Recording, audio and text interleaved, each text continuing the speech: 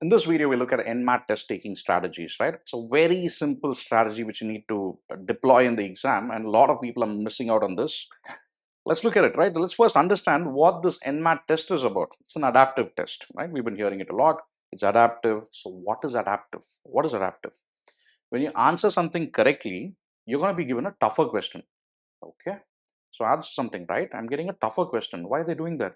They should be helping me out, right? No, that's what a test is about. You answer something correctly, you're getting a tougher question to see if you're able to answer that also correctly. And if you're getting that also correct, they feel your level is that, right? They're trying to assess your level, whether you're good at solving tough questions or you're like at the easier level, right? So if you're good at solving tough questions, you're going to get a huge mark, right?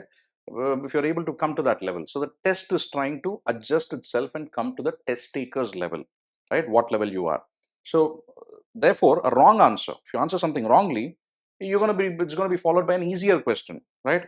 You answer something wrongly, let me give you an easy question and see if you're able to do that at that level.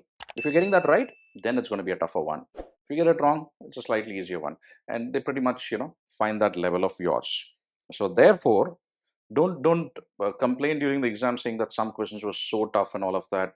Yes, different questions over here are going to carry different marks. It's completely different from your CAD, SAT, SNAP, and all of that, right?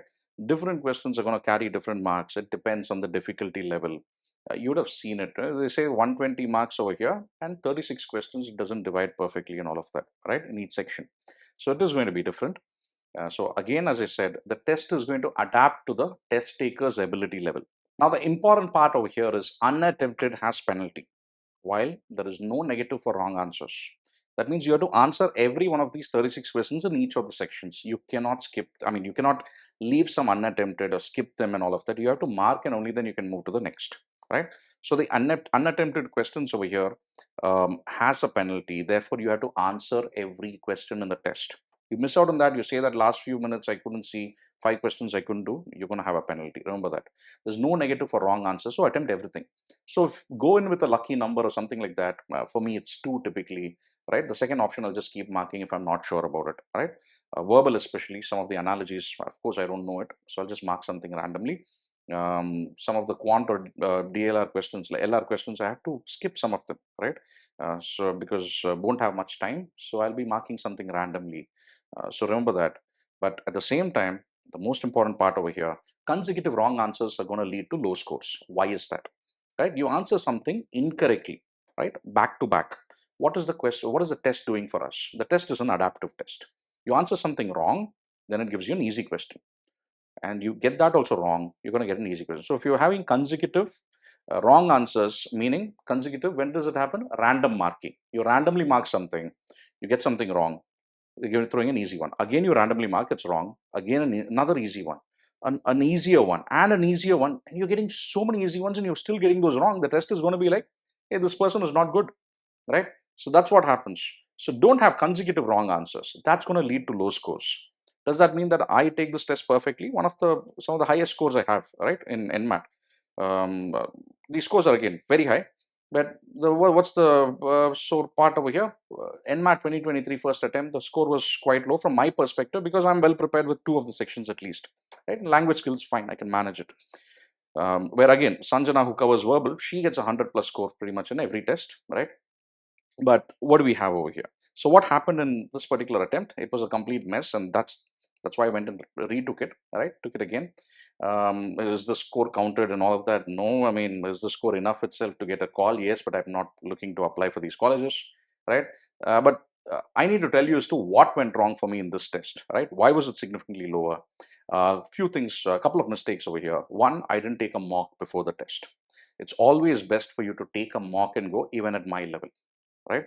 Because you're in that mindset, in that zone, right? I did not take a single mock. I went straight for the test, and there was a lot of work at office, do work as well, right, and have classes and other things. There was some pressure or stress, and I couldn't really, focus. Something running in the back of my mind as well, and I said, okay, you know what? Finished the test, came back, and said, I'm going to take it again, and yeah, so I took it again, and these were the scores. Now, what's the analysis over here?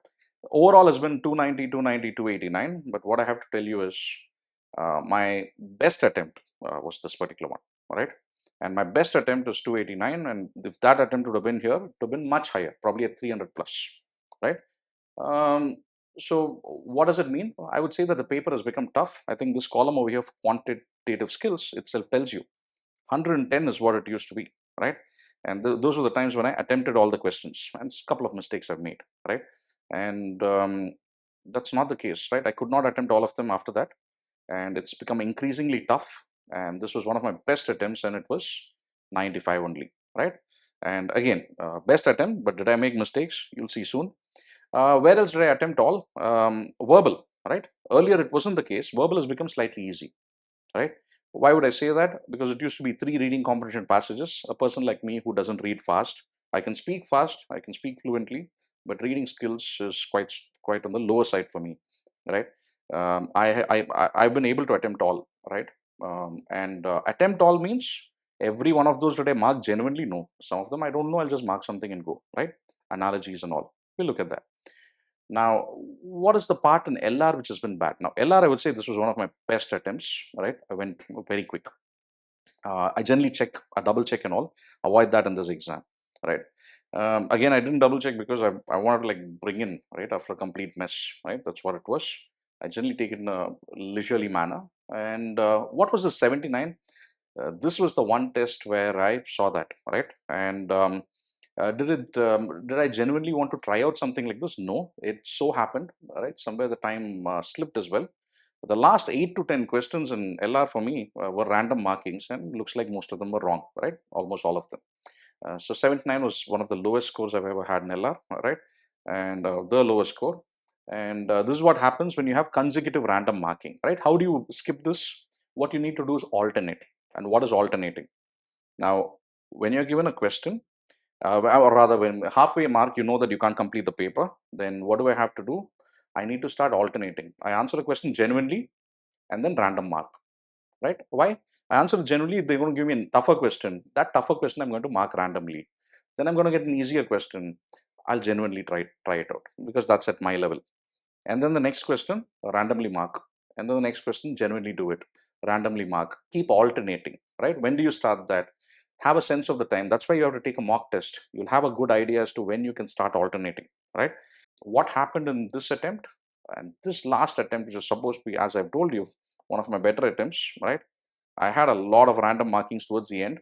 Got stuck in one question in each of them. I should have given them a go. I was thinking at that time as well, but no. Again, I am telling you, this is one of my best attempts, and it's a huge score as well, one of the highest in India. But again, mistakes do happen, even for me. Everybody has an imperfect test. That's the key thing for you, right? Any of you thinking that, oh, I wasted my previous 1 minute and I got stressed up and all of that, no, that is what is going to lead to massive imperfections, right? That you can't do. Nobody has a perfect test in the sense that we do make mistakes, but I did have a perfect test in terms of maintaining the stress. The stress is something which doesn't come up. Manage it. Of course, I need to score a pretty high one as well, right? So you can't say that, hey, you're just teaching, doesn't matter for you. Matters for everybody at every stage, right? But there is no stress because the focus is only on the question. Prepare well. You're done with that, you will be able to handle it, right? That's the key message for you over here. But one last thing over here, I took the official mock, right, as I said, and there my score was 309. That itself gives you an idea. I think the mocks are still designed from a slightly earlier perspective. Your actual scores might be quite, slightly lower, but that's fine. The cutoffs are also going to be slightly lower. I feel quant this year, it could be further reduced a bit. I felt that it was on the tougher side even compared to the last year's quant over here for NMAT. Yeah. So which section order do we do it in? Right? Choose what you're comfortable with. Right? Choose what you're comfortable with. You get a sense from the mocks as well. I'll present you a couple of strategies. One is, they say start with your strength. I'm starting a test. I'm generally a little stressed out and all of that. Start with whatever you're best at, right?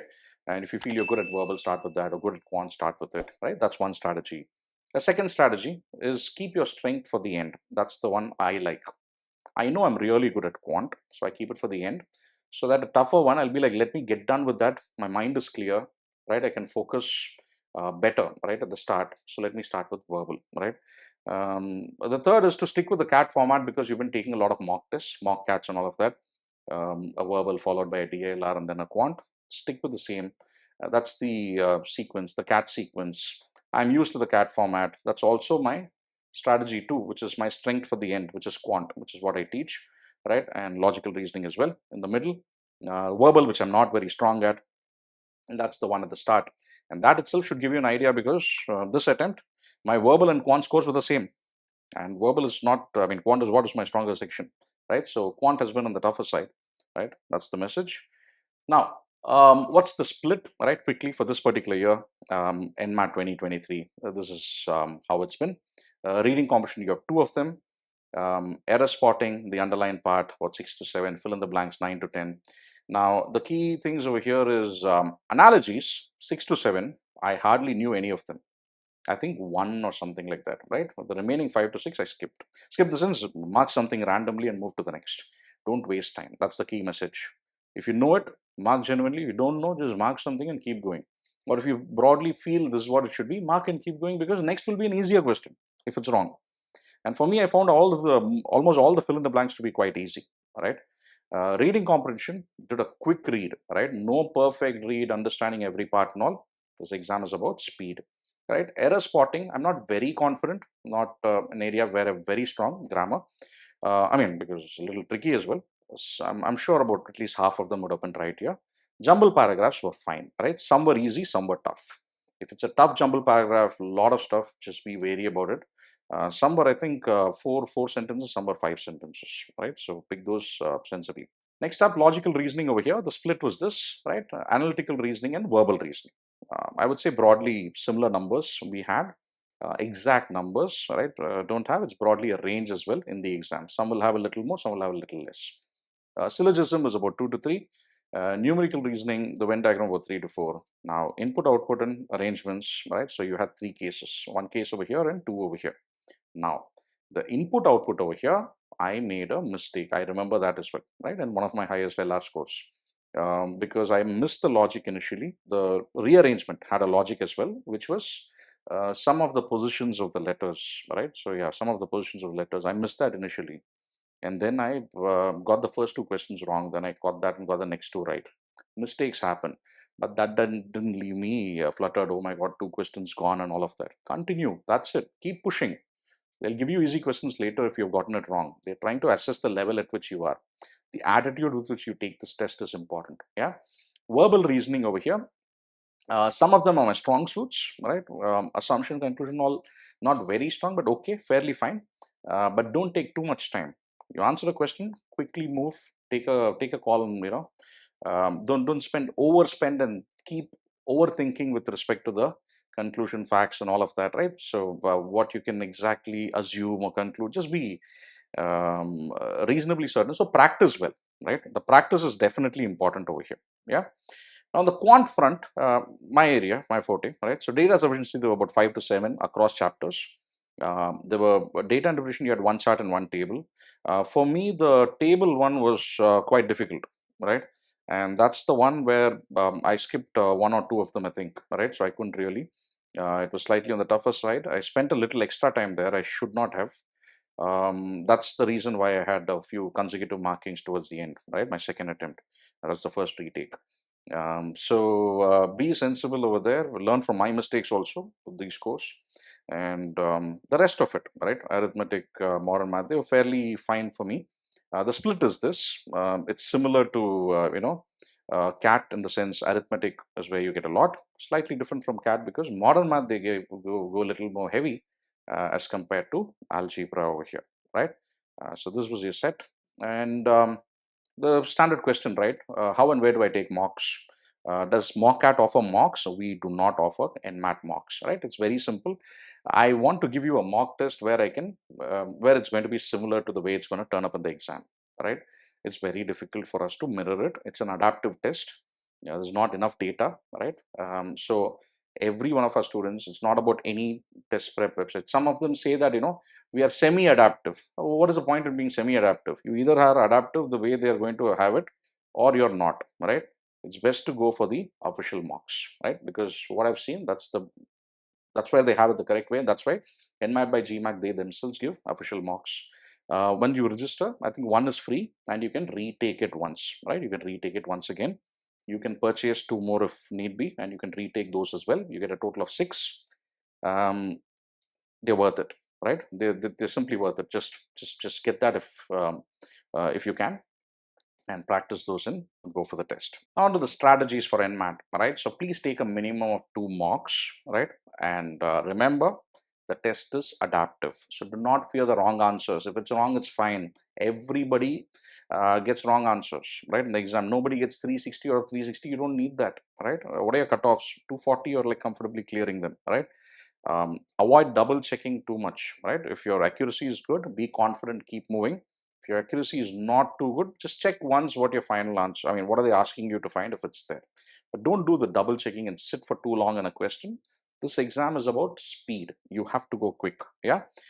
So therefore, alternate around the halfway mark. Once half the time which for that particular section is there is over, like let's say LR at 40 minutes, if 20 at the 20-minute mark, out of 36 questions, you've done only 12 of them, start alternating, right? Start skipping some.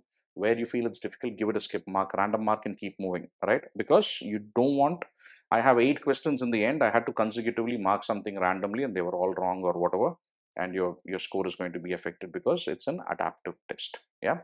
Now, 2 back-to-back random attempts is fine. Try to avoid a third. Even a third is okay, right? Even a third is okay. If it happens. But a fourth, fifth, and all, don't get into that. And it happened to me as well in quant and LR, as you saw. Now, the cases and RCs are exceptions here because you have 4 questions for each RC or each case in logical reasoning or data interpretation, right? So those cases. So therefore, there it's an exception. If you're not able to solve that case, get a hang of it, or you don't have time for whatever reason, just randomly mark these 4 back-to-back random attempts. Don't be startled by that. I'm sure the system understands it. It'll take care of it, right? Might treat it as one. Avoid if you can. See if you can get some of them right. But if it's random attempts for a case or RC, don't do the alternating for a case or RC. You answer it, you answer all of them, right? That's what it is. So I think this one is obvious, right? So it's fine. Yeah. Um, Last part, understand there is nothing called a perfect attempt. At my score, which I have 290, 289, all of that, it's still an imperfect attempt, is what I will say, right? It was perfect in terms of stress management, not perfect in terms of attempt. Everybody has wrong answers or something they'll feel at the end of it if where they could have done the test better. Yeah. Overall, from a strategy perspective, right? Again, what should I do? You should prep well for the test, right? And now during the test, you have to take quick decisions on whether to attempt a question or not, right? Do not spend too much time thinking, oh, how do I do it? It's getting too long. No, it's not like a CAT or ZAT exam. Mark something, keep going, right? You can't go to the previous question, you can't come back to it. Just mark something, keep moving, right? But when a question is there in front of you, you need to focus on the question, not the timer, right? Can't say, oh, 5 minutes to go, can I do this or not? So pace the test well, take the mocks, get a sense that I can do only 2 questions in the last 5 minutes. I'll randomly mark it. Okay. The next one I'll genuinely do, right? Take a call that way and do it. And do not chase a perfect test taking approach, right? There's no strategy that way. Everybody has an imperfect attempt, right? So if you like this, do hit the subscribe button in case you're not subscribed, and do hit the like for this video. Let it get shared with a lot of people as well.